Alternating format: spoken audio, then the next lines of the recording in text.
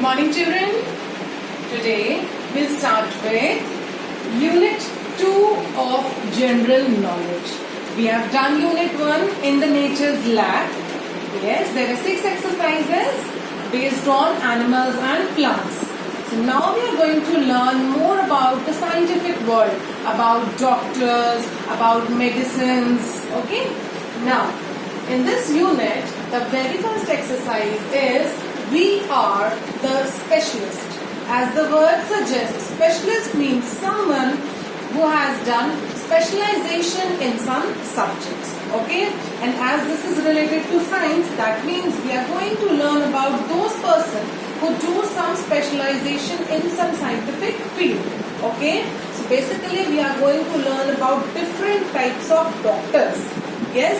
There are doctors. We all go to doctors whenever we are not feeling well, whenever we are ill, whenever we are sick. We all go to different doctors. But tell me, do we go to the same doctor every time?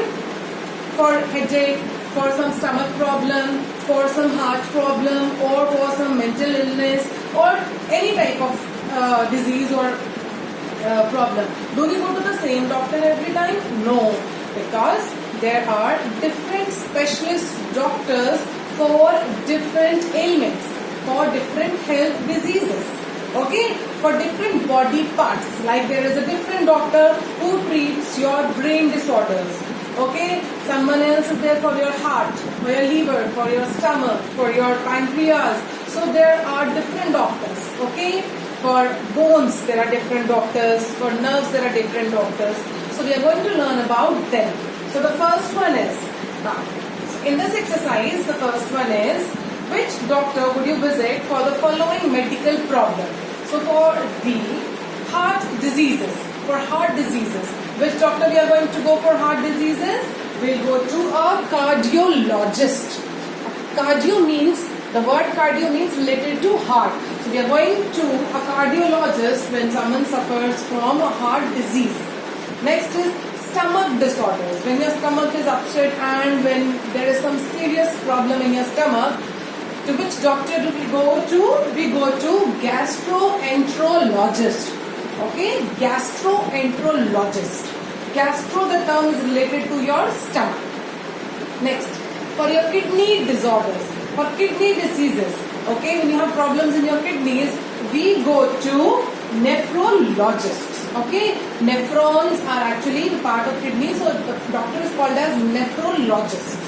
Okay, next is disease and disorders of your nervous systems. Okay, so to which doctor do we go when we have some disorder in our nervous system? We go to neurologists. Okay, because there are neurons. Neurons actually, from neurons the word neurologist is derived. Okay, there are neurons in our brain.